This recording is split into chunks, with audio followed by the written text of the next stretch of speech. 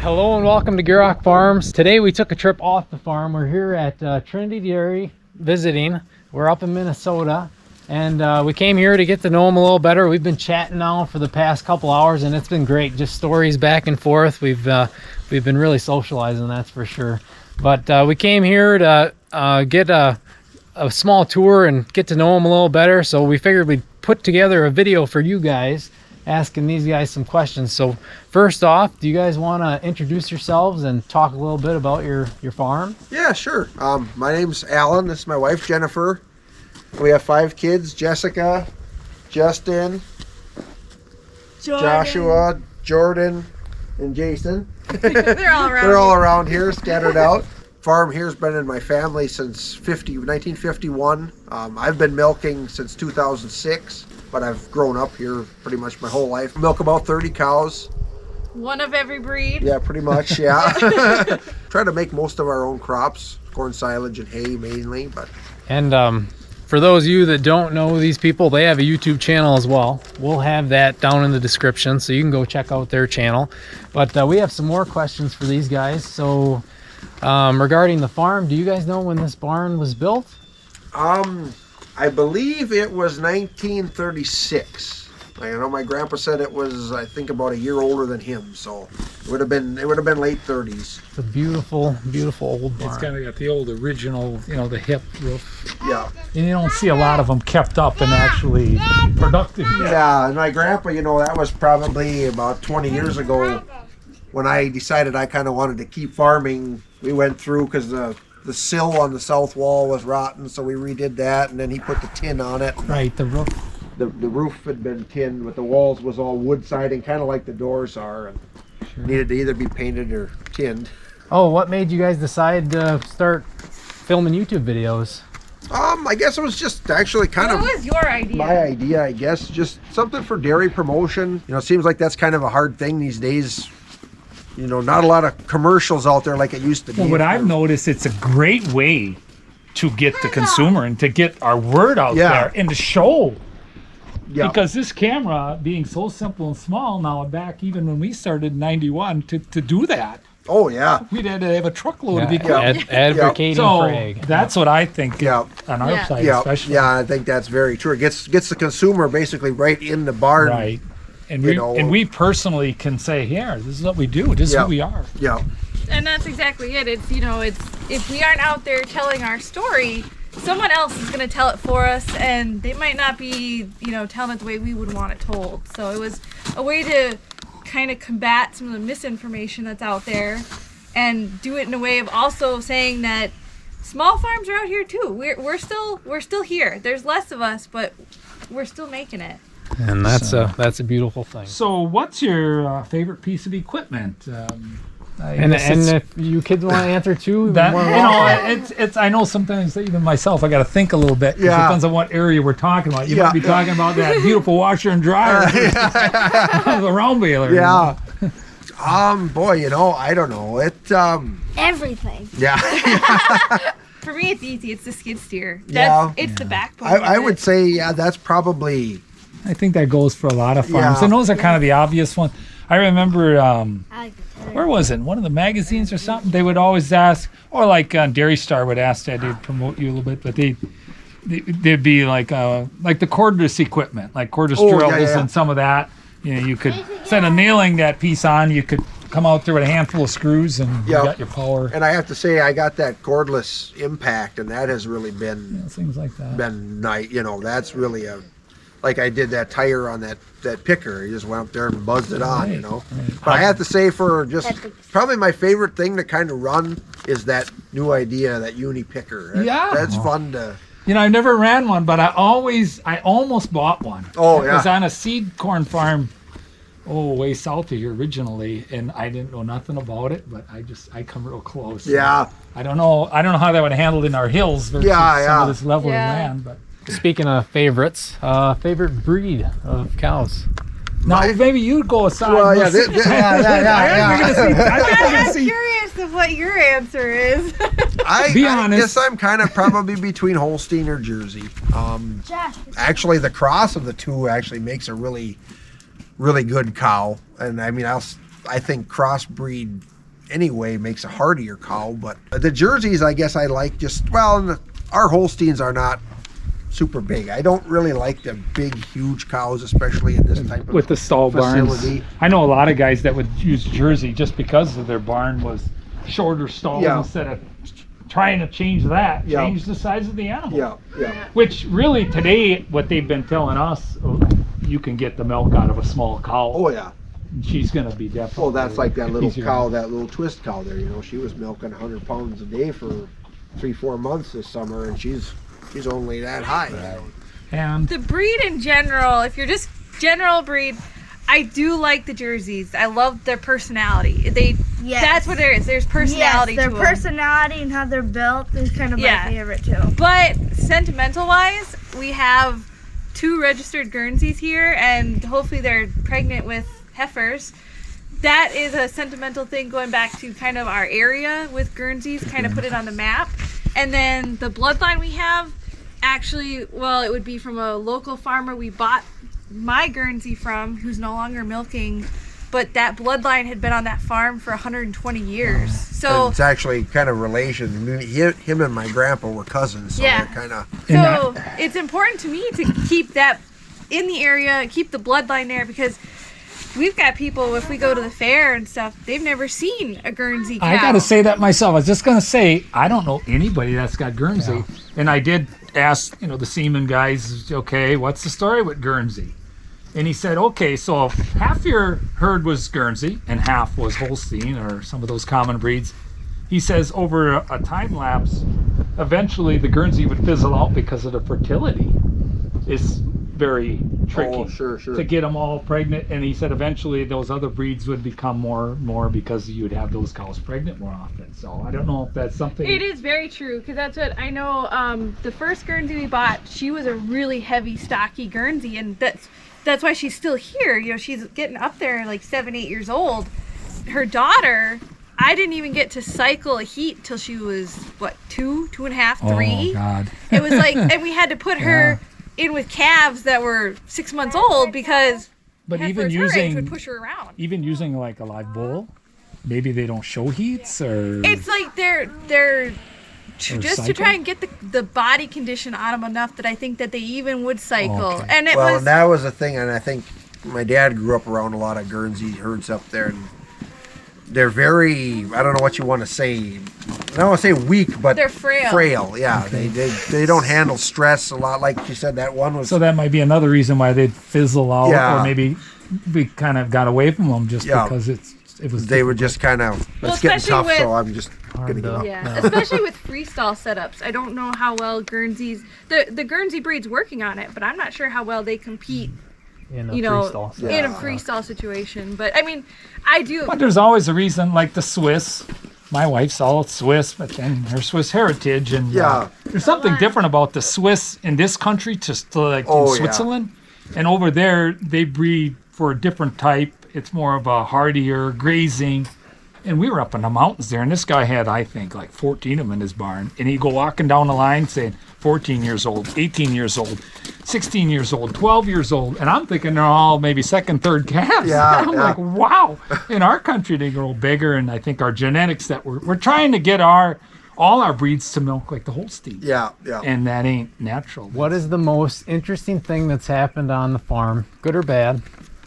That Bad. I would have to say that manure line probably. Yeah, is the something manure that I line was. never thought I'd be digging into. And Well, and a week into starting our YouTube channel, that's when it happened. yeah. And another one that I thought was mean, more the farm interesting is when the shed caved in. That one was interesting Oh, I too, believe because you that. never thought a big old shed like that would cave in from just some snow. Oh my goodness. I believe that.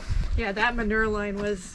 an That was a ongoing- nightmare. Well, and it So the flowed- farm wasn't going to stop for the YouTube channel. Yeah. And the YouTube channel need to adapt to the farm. Yeah. Well, and that's what we had people that were coming. We were putting videos out, and the first videos we're putting out are we're cleaning barn by hand because it's like the line's plugged. Everyone's like, "Why are you doing this?" We're like, Yeah, "The line's those plugged." people literally like, you have a chain in there, you know that cleans the gutter, right? And I was like, yeah, but the rest of it's not working. Or for a young family such as yourselves, raising a family in today's time and trying to farm, what are some of the challenges, pros and cons, some advice you maybe have for somebody? I think, we homeschool, so our kids aren't out in school, and I think, depending on your school, I mean, some schools are good, some aren't. I hear a lot more of it. Yeah. Than it used to be. But it's one thing.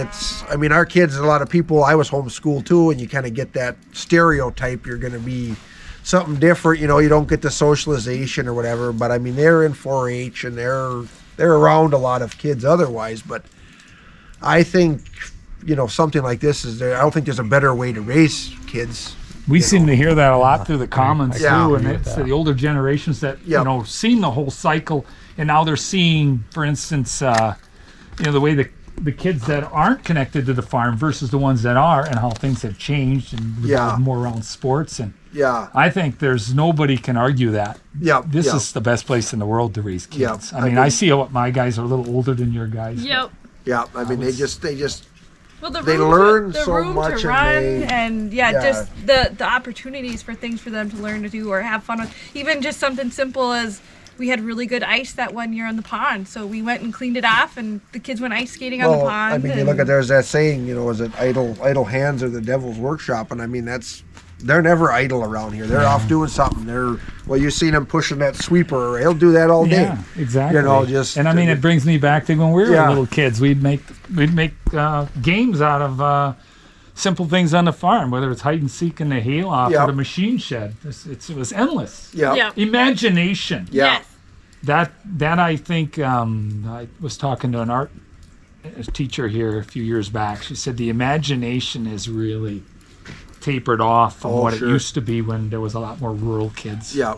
Yeah. The challenges, I mean, is especially with us on the farm with not having help, is trying to get to some of these activities for the kids and still manage to work it around chores. Like I said, the county fair is one where it's kind of a no compromise thing. Like we're going, we we're try gonna to be make there. that a pretty good priority. Yeah, you got to make time for stuff like that. Yeah, but that's where it's like the hardest week of the year because But it's kind of like a family reunion too, because my dad's family's from that town, so Everybody gets together. it kind of gets everybody together. Right. But yeah, just like you said, always it's always got to be the family's focus. That it's not.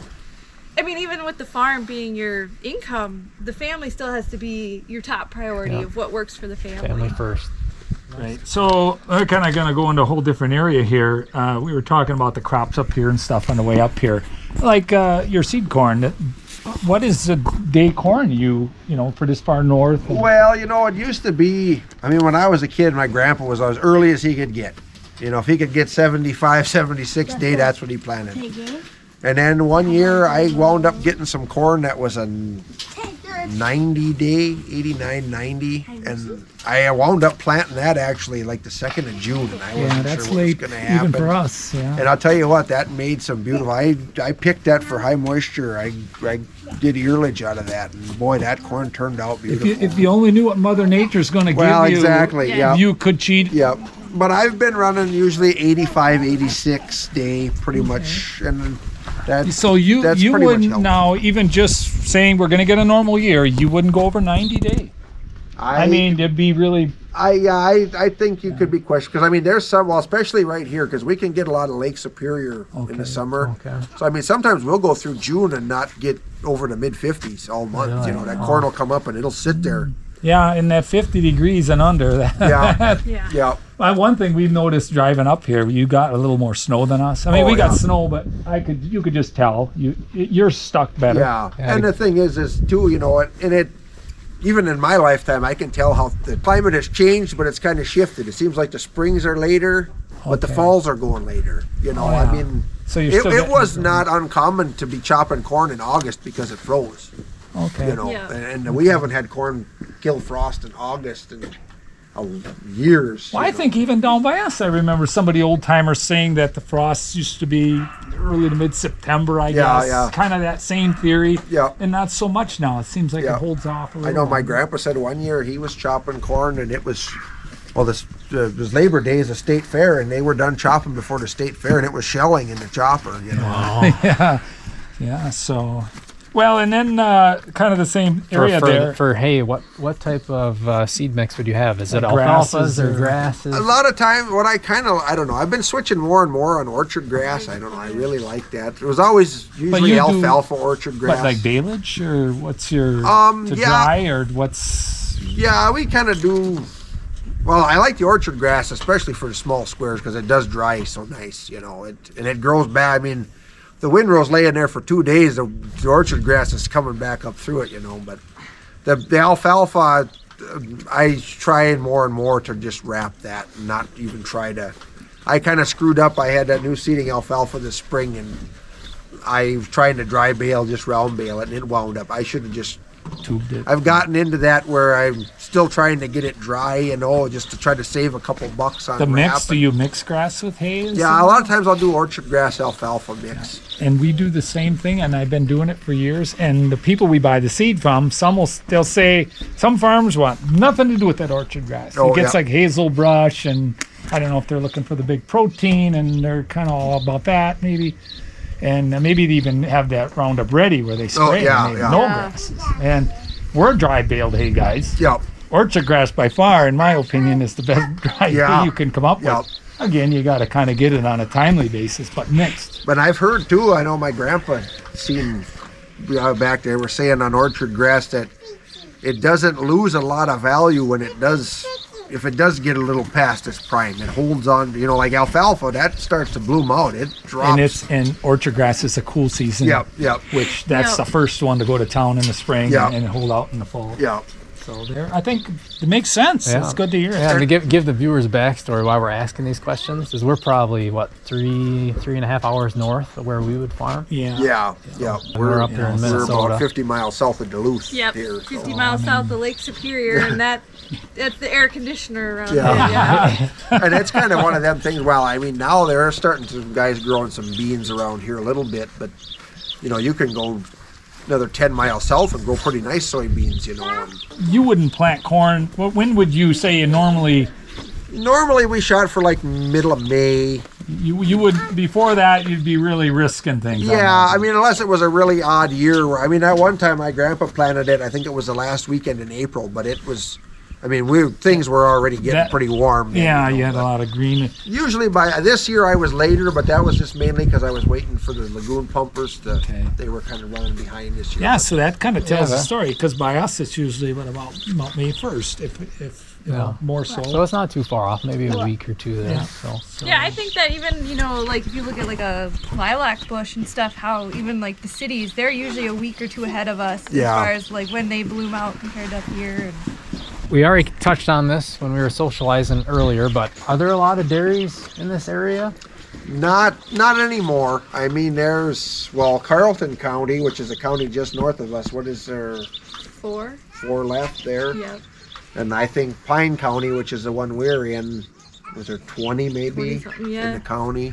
So But up in this area, I suppose there's a half a dozen that are We're kind of we kind of have kind of a little bubble here. Yeah. So where does your milk go? I know we talked Yeah. about this before. Right now, we ship to AMPI, and they've got plants kind of all over a couple different states, but ours is going to Jim Falls, Wisconsin. So actually going down closer to your neck Our of the neck of woods the now. woods. Yeah, Yeah. they're making it into pepper jack. So this is a question we don't have here, but now that we said that, so who loves pepper jack in this family? We did a pepper jack challenge. Well, that was and, the Carolina Reaper Oh, one. that's what it was. Yeah. So I my experience with it, before you all answer, is that either you love it or you hate it. And they used to give these cheeses away as a Christmas gift thing, and my brother would always give me his pepper jack. So and we loved it. So. Yeah, I guess I like I'm not a huge fan on the real hot stuff, but I know I put some once on a melted on a burger or something, and I liked it with that, you know. My favorite one, they don't make it anymore. I've told the cheesemakers at AMPI to do it, was they had that horseradish cheese for a while. Oh, yeah. And that was That was so good. good. Kind of like a smoky flavored. I heard. almost. I think it's did hear all- about that. It's all about sales and Yeah, different yeah. things. It's a niche, and I noticed. I think it's Subway. When they were putting together our sandwich in a way, I could tell if it's our pepper jack. Oh, or not. yeah. You know, it's really neat. You can just tell. So, but we've AMPI's gotten, because we sell the AMPI too, and my wife's family's from Switzerland, and they take a severe amount of pride in their cheeses and a few other things too. And we're there. Oh yeah. We're up to those standards, Really? which says a lot in this country. Yeah. I really thought I'm having their cheese, thinking this is good, but what's the big deal? We get this at home. Yeah. You know, so of course Wisconsin, we're kind of in the heart of cheese world too. You know, anyway, compared to a lot of the country. I think it's when you've already had good cheese, and then you go to another one, you're like, oh, this tastes the same. But it's then when you have bad cheese, you're like, oh, this is horrible. Yeah. It's like AMPI with their sliced American. It's unbeatable. Yeah, it's it hard wins to beat every it. award there I mean, is. I think we're kind of spoiled. We've had, you know, maybe going from a 4-wheel drive to a 2-wheel drive in the hills. You're kind of like, oh my God, this is not working. Going the other way, and I'm like, oh, this is better. Yeah. We touched on this earlier too, before the camera was out, but why the name Trinity? What made you guys come up with that? Well, we started out when I started milking. We were kind of thinking of a name. We had North Star Dairy to start with, and then I think it was kind of a placeholder name. Yeah. Well, you were wanted to register your Guernseys or something, wasn't it? Well, there was already like 4 North Star dairies in there. Yeah, that prefix was taken. So then we're like, oh, we're back to the drawing board of what we were going to use for a name, and then because we're Catholic, we thought, well, let's do something that reflects our faith, and it really is God's will that we're still farming with everything that happens or goes on. And that's something how you wonder, and then there's always. I mean, there's times where you don't know how you're going to pay the next feed bill, and all of a sudden something will just. Hey, how did that work out? Right. When our milk hauler quit, and then the other guy backed out, and we thought. You're done. We're done. I had the same feeling here a few months all of a sudden the field man calls and he's like, yeah, we got somebody coming. Yeah. And actually wound up at the time, it wasn't actually saving us. It was going to Burnett, so it was actually way closer than where we had been going before. So it was just kind of a way to honor up to who's in charge of it all and everything. And then of course, like I said, that called the Guernsey Association. We're like, how about Trinity? Is that taken?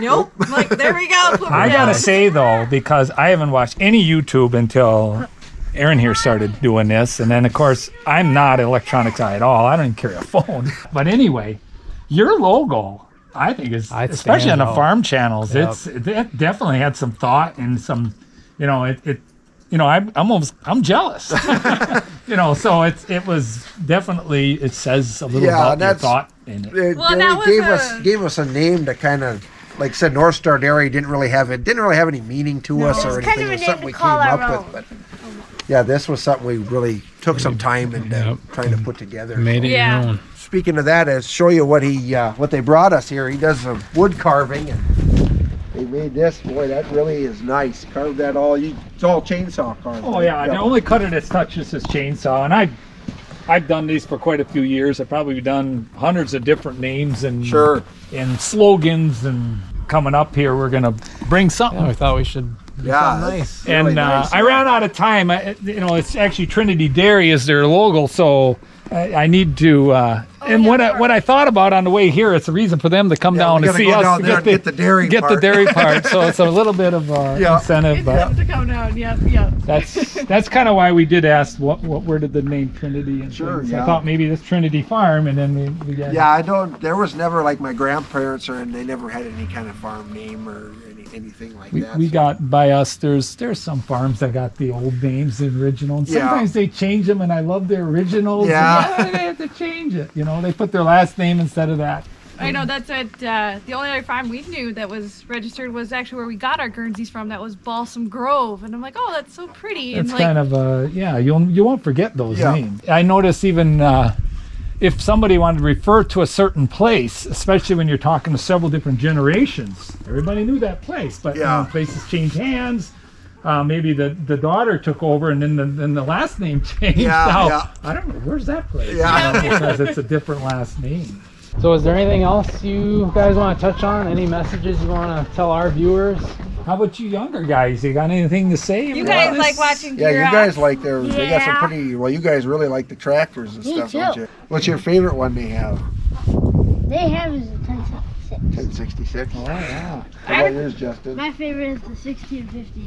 Yeah, I like the Olivers.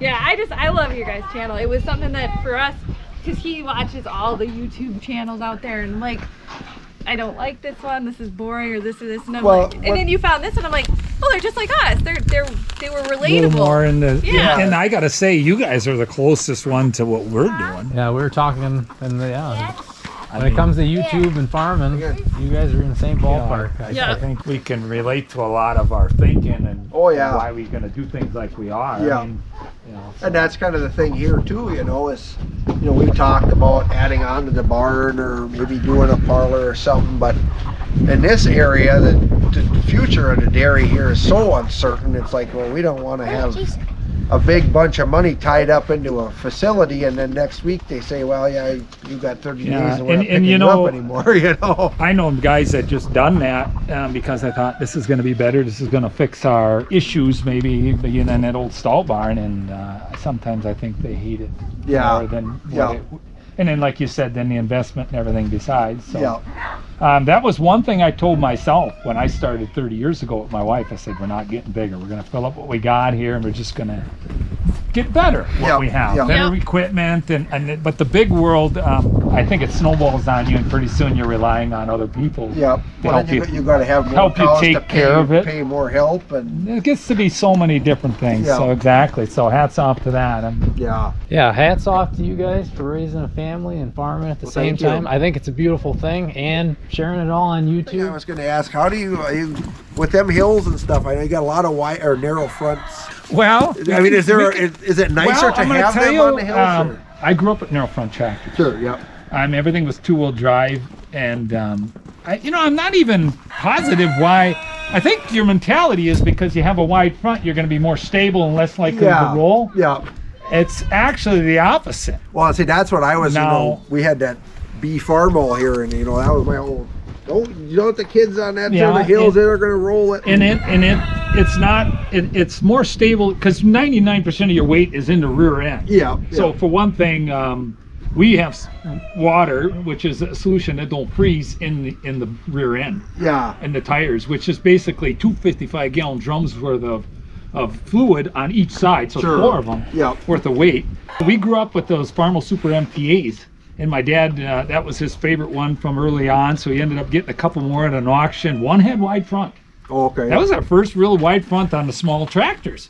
And so, okay, we're going to put that on a manure spreader to go through the deep snow, and that was kind of nice. Them front wheels would cut that trench. We'd cut hay with it because then the rim roll goes under the wheels and all that. But then when we were going uphill with that load of manure, that front end would start coming off the ground, and one side would come up. And it would start dancing there. Yep. Now, we had 3 of them, right? 2 were narrow front, one's wide front. The wide front was more of a suicide mission on really? those hillsides. Sure. So it really didn't have much to do with tipping over. It had more to do with stability, where if you hit a bump, it would you'd only feel half of it because it was way out here versus Sure, the whole front end doing the whole. So yeah, it's kind of a misperception, but Yeah, and that's kind of what, like I said, we always had up here, it was always, don't take a narrow front on that hill or this or that. And of course, we got nothing like hills compared to what you have, but and I don't know if the narrow front got popular because, for one thing, those mounted pickers. I'm just trying to think. Maybe it was cheaper. yeah. I don't know even if International, for instance, or Farmers even had their own wide front.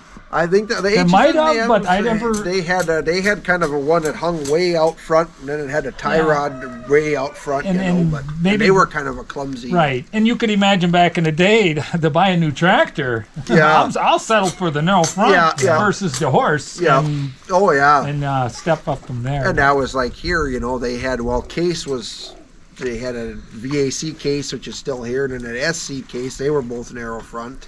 And then that we're going to have a video just on this. Yeah, This I'd here say. question. But your question, and there's so many people watching and commenting, and I respect their thoughts and their concerns and what are we doing, and maybe that's wrong, but you got to realize it's like Alan here said, we grew up with this. Yeah. These hills are who we are, and we didn't just start doing this yesterday. Yeah. We must know something about And it. that's the thing. It's like with me, I started 2006. I started milking cows here, but I've basically been working on here since about 96 or before, So when somebody says, why are you doing it like this? Well, follow me around for a few days, and then it'll all sink in a little more why we do it like this. Yeah. Because of our environment and our situation. And there's a lot. And a lot of that stuff, you know, like we were talking about the days of corn, you know, well, that over my life that has even changed just with the way the seasons have kind of changed. You know, it used to be you didn't plant anything over. If you were a 78-day corn, man, you must be really planning on good weather late. You know, you'd be praying a little harder than the rest of us for a better growing now, season. you know, 85, 86 day. And in this area to get ripe corn for combining is pretty tricky to do. You know. Now, you maybe chop more of your corn for corn silage? Most of it, because I kind of sensed that through one of your videos. I thought, because it makes sense. You're utilizing more of your land that way, get more feed. Yeah, one year I had about 40 acres of corn, and I put it all in. We did high moisture ear corn, you know, and it makes good feed. But I had a lot of extra hay that year. But if I got a year where I'm tight on hay, well, then the corn silage. And it seems like by us too, when you get the droughts or they're strapped for feed, they'll chop more corn silage. You're probably the same way, and my grandpa was always that way. You fed what you had, you know. If you had a year where your hay got made old or whatever, well, it was a lot better than feeding snowballs in February. Or buying super expensive hay because maybe it was a dry year and everyone was tired up for and it. You know, when I first started milking, there was some hay up in the mow here, and I don't know where they come from. That's what I had, so I fed them, and you know, it wasn't nothing, but the butter fat was high. You know, I mean, the butter fat, my butter was fat it was alfalfa or just grass? I think it was just a grass hay. I suppose it was. You know, my grandpa, his first crop, he'd always let go till about the middle of June. You know, back in the day, and then same by then us. he'd cut it, and that was always square baled. Well, then the second crop got round, so you know, you had this long first crop hay in the barn you were feeding. You know, and I remember back in '88, it was so dry, and that was before I started on my own. My dad was renting a farm just a mile down the road for pasture, and we paid by the head. Maybe had, I don't know, 18 or 20 head. So much a head per month. I think it was like $6 a head per month, whatever it was. And the guy didn't want him to take them home. And my dad's like, there's no grass out here anymore. They're just getting thin. We got to bring them hay. We can't pay. We can bring them hay and just stop paying until it rains again. And no, the guy said, we got that hay up in the barn. And he was an old, you know, they were farming back in the 20s and 30s, these guys already, when he was a kid. And there was hay up in that old hip roof barn. I swear it was made with the hay loaders. That long grass like you were talking.